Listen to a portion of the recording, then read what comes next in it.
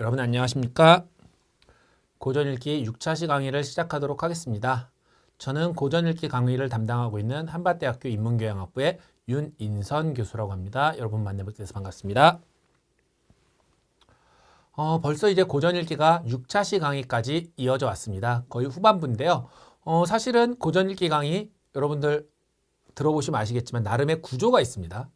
처음 1차시 강의에서 여러분들께 고전의 의미와 독서법에 대해서 말씀드렸죠.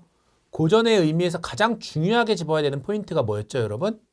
기억이 잘 안 나시나요? 네, 바로 고전이라는 건 공감, 시대를 초월해서 사람들에게 끊임없이 공감을 사야 되고 그 과정에서 어때야 된다?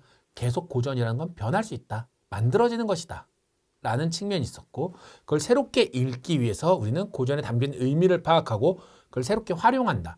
근데 우리가 활용이라는 말이 지니고 있는 약간의 어폐가 있는데 고전을 활용한다고 생각하면 사람들은 다 컨텐츠로 만드는 것만을 생각하죠. 사실은 그것만이 고전을 활용하는 방법은 절대 아닙니다.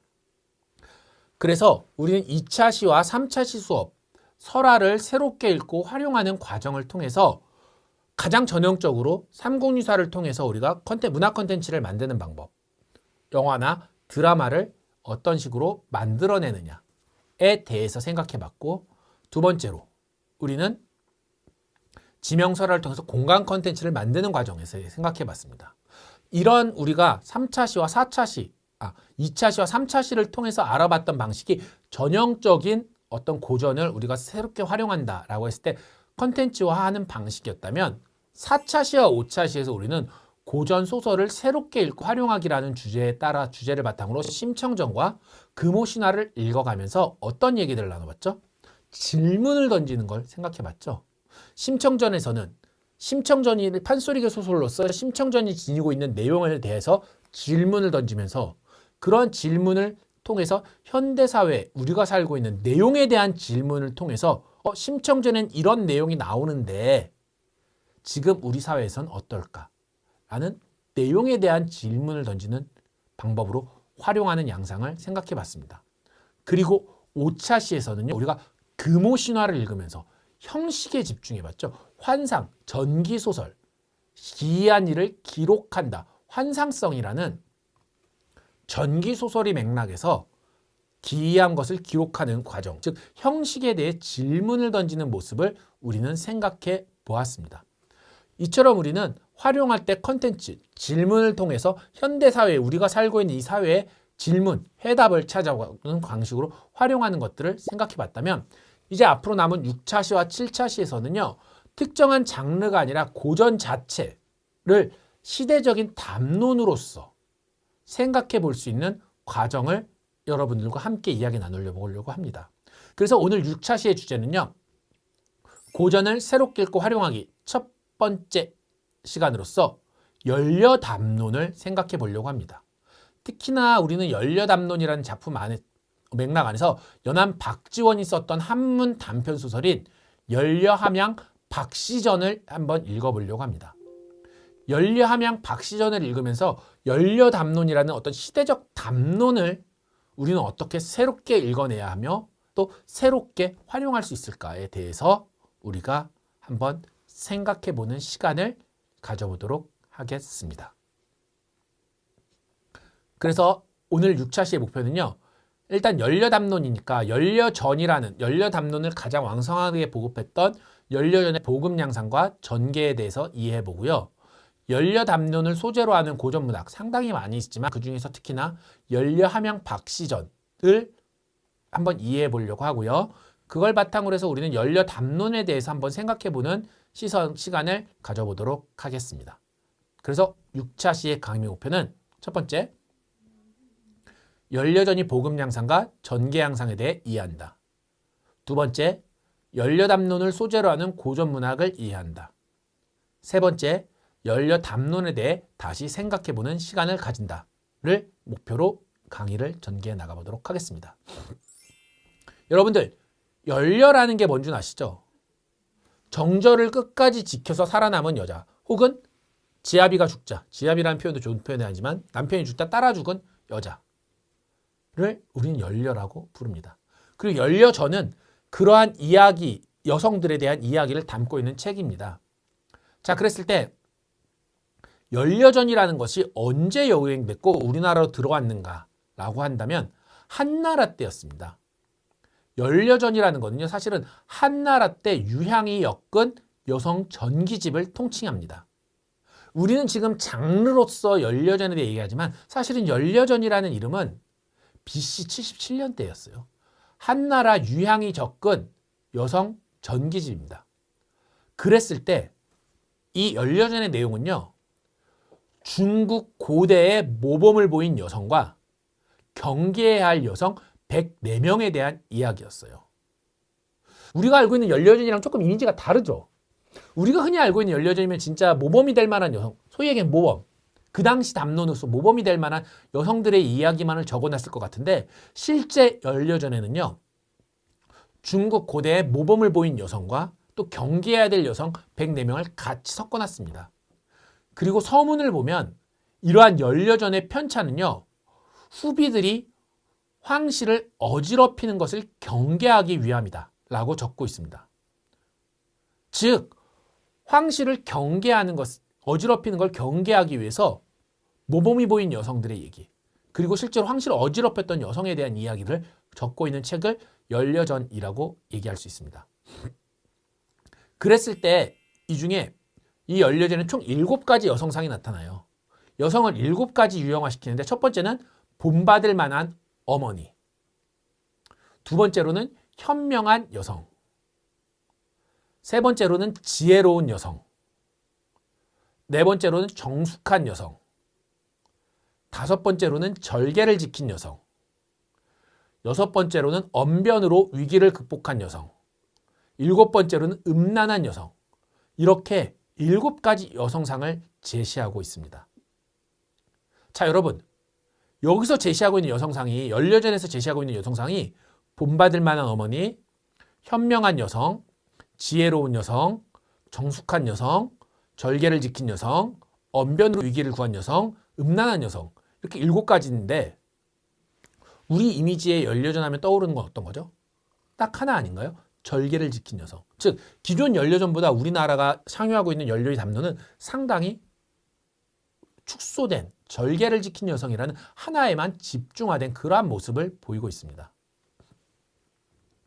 그리고 이런 연려전은요, 여성, 어머니, 부인, 딸의 역할을 충실하게 수행할 수 있는 어떤 하나의 담론을 만듭니다.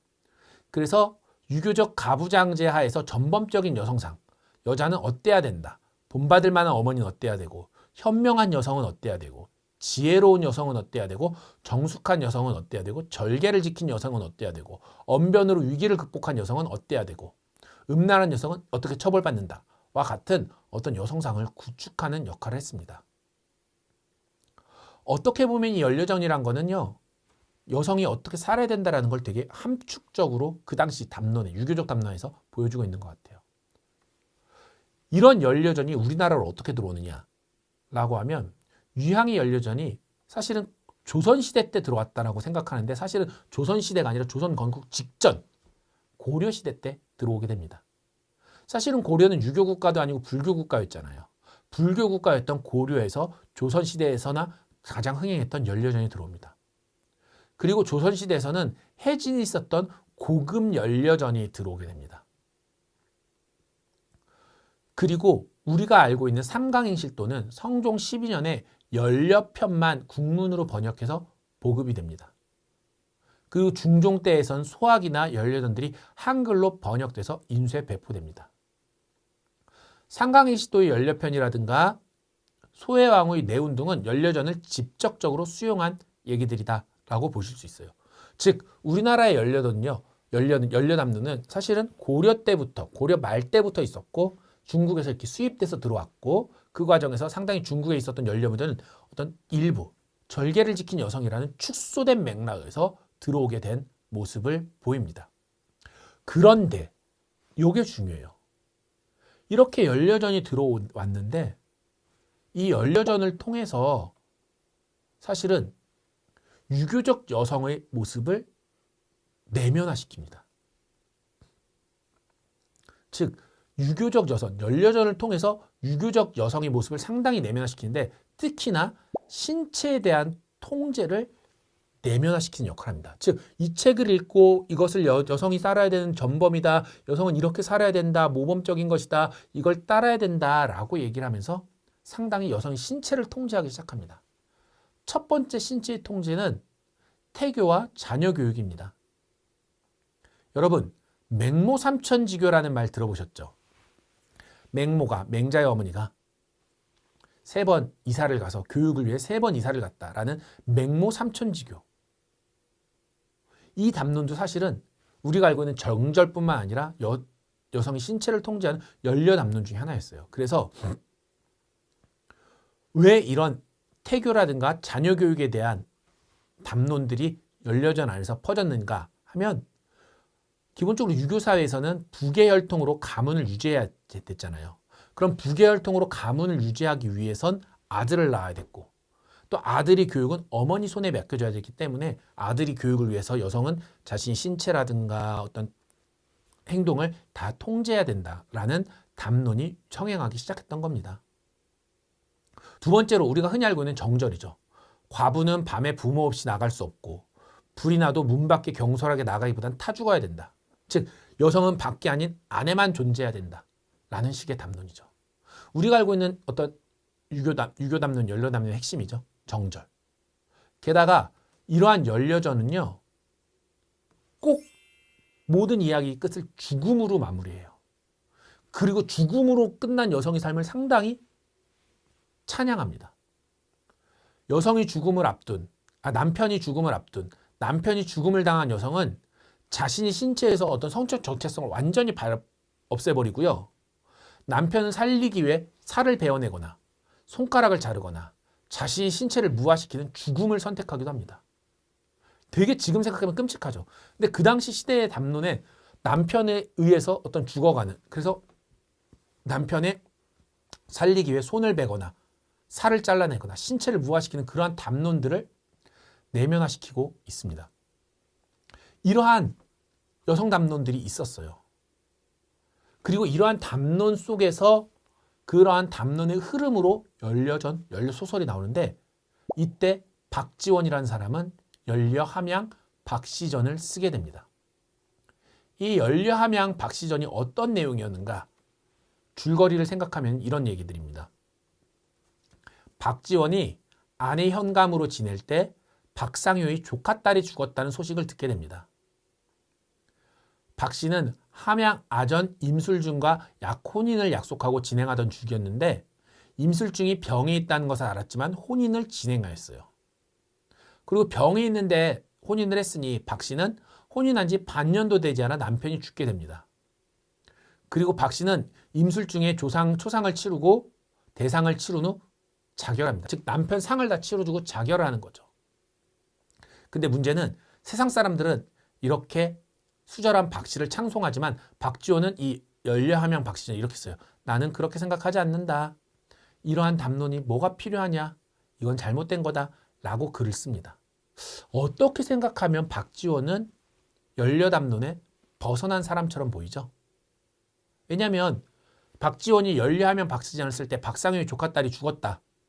라는 얘기를 듣고 가서 내용을 확인해 보니 임술중과 혼인하려 했는데 병에 걸린 혼인하자마자 반년도 되지 않아 죽고 남편이 죽고 나자 초상 다 치르고 부인 박 씨는 자결하고 그럼 자결한 박 씨를 사랑사랑이 창송하지만 나는 그렇게 생각하지 않는다. 이거 정절 아니다. 라고 얘기했으니까 어떤 면에서는 연려하면 박씨전에서 박지원은 기존에 있었던 연려 담론, 연려전을 비판하는 것처럼 보이기도 합니다. 실제로 그럴까요? 한번 우리 박지원의 단문 단편소설집 연려하면 박씨전의 내용들을 조금 더 깊이 있게 한번 읽어볼게요. 연려하면 박씨전은요. 박지원이 단편소설입니다. 연암집이라고 해서 박지원, 연암 박지원의 글들을 모았던 연암집의 연산각선본에 수록되어 있습니다. 연려하면 박씨전은요. 안희 현감으로 재직하던 때인 1793년 정조 17년 이후에 쓴 것으로서 약간의 풍자성을 지닌 열전체였어요. 즉 세상을 약간 풍자한 거죠. 여러 인물의 생애를 기술한 열전 형식입니다.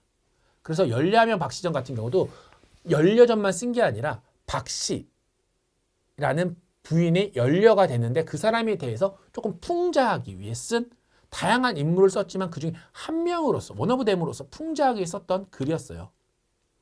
그리고 요거 같은 경우는요 좀 재밌는 게 서문과 전의 내용이 다릅니다. 전은 입전적인 인물이고 통인 박상유의 조카딸이에요. 전에 대한 얘기는. 근데 대대로 현리 집안을 지냈던 집안의 딸 박씨가 19세에 함양의 아전 임술중 집으로 시집을 갔으나 술중에 병이 있어 병을 알고도 혼례했고 성행한 지 반년도 안 돼 죽었다. 라는 실제적인 전의 내용 요것들을 바탕으로 작성한 것입니다. 근데 이 박지원은요. 서문에 나온 벼슬아치 형제의 어머니 입을 빌어 즉 수절하는 것이 얼마나 어려운지 그리고 반대의 경우를 소개하면서 인간의 성욕, 인간의 감정적인 것이 얼마만큼 중요한가를 긍정해요. 즉 박지원의 연려하면 박시전에서는요. 요렇게 어떤 어머니 입을 빌어서 수절하는 벼슬아치 형제 어머니 입을 빌어서 수절하는 것이 얼마나 어려운가 그리고 그것들 수절 과정에서 인간의 성욕이나 감정을 억누르는 것이 상당히 힘들다라는 걸 얘기합니다. 이러면서 사회를 풍자한다고 그랬잖아요. 제가 아까 연려하면 박시전에서는 연암집에서는 어떤 풍자성을 지닌 열전체라고 말씀드렸잖아요. 그런 맥락에서 개가한 자손의 벼슬을 막으려는 분위기를 비판하고요. 과부의 개가를 금지시킨 사회제도까지 비판합니다. 즉 연려하면 박시전에서는요. 그 내용은 연려를 지킨 사람이 자기는 좋지 않다. 그렇게까지 정절을 지키는 것에 대해 나는 좋게 안 본다라고 얘기했지만 그 이면에는 사실은 정절보다는 개가에 더 초점이 있었던 거예요. 개가한 자손이 벼슬을 막으려는 사회적 분위기나 과부 개가를 금지시킨 사회 제도를 비판하는 모습을 지니고 있습니다. 오히려 박지원은요. 열아일기의 호질이라는 책을 보면은요. 어떤 절부나 연려에 대해서 비판적이지 않아요. 오히려 박지원은요. 이렇게 얘기를 합니다. 어떻게 얘기를 하냐면요. 열아일기, 박지원이 대표작의 열아일기인 호질에서는 성이 다른 아들 다섯을 둘 수절가부 독리자와 북곽 선생이 간통을 비판해요. 그러면서 여성의 수절을 윤리적으로 정당하다라고 전제를 합니다. 어떻게 보면 박지원은 연려하면 박지전에서 연려나 연려 담론에서 벗어난 것을 한 게 아니라 개가라든가 자신의 목숨을 바치는 여를 지키기 위해서 죽음을 선택했던 부분을 비판했던 것으로 볼 수 있어요. 실제 박지원은요. 청나라에 가서 왕민호와 적손과 대화를 나누면서 조선의 아름다운 점, 조선이 다른 청나라보다 아름다운 점 혹은 조선이 정말로 좋은 점이다라고 얘기했을 때 네 가지를 얘기하는데 그 중에 하나가 유교를 숭상한다. 그 다음 두 번째가 황하와 같은 풍수애가 없다. 어염을 다른 나라에 꾸리지 않는다. 그리고 여자가 지아비를 바꾸지 않는다. 라고 말을 합니다. 제가 지금 네 번째 읽은 게 뭐죠? 여자가 지아비를 바꾸지 않는다. 이것이 조선의 아름다운 점이다. 라고 박지원 이야기를 해요. 이 얘기는 뭘까요? 네, 박지원은 연려하면 박지전에서 아까 읽어드렸죠. 연려하면 박지전에서는 박안이 현감으로 지날 때 박상효의 딸이 죽었고 세상 사람들은 수절한 박씨를 칭송하나 나는 그렇게 생각하지 않는다. 이거는 연려하면 박씨전에 나오는 문장 그대로를 제가 읽어드리는 겁니다. 세상 사람들은 수절한 박씨를 칭송하나 나는 그렇게 생각하지 않는다. 라고 쓰면서 연려담론에서 벗어난 것처럼 연려담론을 비판하는 것처럼 보이지만 실제 박지원이 취했던 스탠스는 열아일기 호질에서 보면 실제로 여성의 간통을 비판하고 있고 청나라에서 왕민호와 나눴던 대화를 보면 여자가 지아비를 바꾸지 않는 것을 상당히 긍정적인 조선의 아름다운 점으로 이야기를 합니다. 그래서 실제로 박지원은 이렇게까지 써요. 온 나라의 미천한 백성이나 노비까지도 모두 그렇다는 것은 아닙니다. 하지만 명색이 사족이라고 하면 아무리 빈공해도 삼종이 끊어질 경우 죽을 때까지 과부로 수절합니다. 이런 까닭에 천한 노비들에게까지 저절로 풍속을 이룬 것이 400년입니다. 다시 한번 읽어볼게요. 온 나라의 미천한 백성이나 노비들까지 모두 그렇다는 것은 아닙니다. 하지만 명색이 사족이라고 하면 아무리 빈공해도 3종이 끊어질 경우 죽을 때까지 과부로 수절합니다. 이런 까닭에 천한 노비들에게까지 저절로 풍속을 이룬 것이 400년입니다. 라고 이야기를 해요. 어떻게 보면 박지원은 열려담론을 비판한 게 아니었어요. 그렇죠? 우리는 박지원이 실학자이고 상당히 깨인 사상을 지니고 있다고 생각하지만 적어도 이 열려담론 안에서 박지원은 죽음 확산을 비판한 것이지, 즉 박지원이 비판했던 부분은 세상 사람들이 수절한 박씨, 즉 자결한 박씨를 칭송하나 나는 그렇게 생각하지 않는다고 해서 자결을 비판한 것이지 열려담론을 비판했던 것은 아니었던 것 같아요. 오히려 충성했던 것 같습니다. 그래서 박지원은 수절을 넘어서 열행의 문법에 따라 종사, 즉 따라 죽는, 종사를 따라 죽음이라고 하거든요. 따라 죽는 것 자체를 비판한 것이지 비판한 것이 아니라 종사의 과도한 확산, 즉 따라 죽음의 과도한 확산을 경계한 것이라고 볼 수 있어요.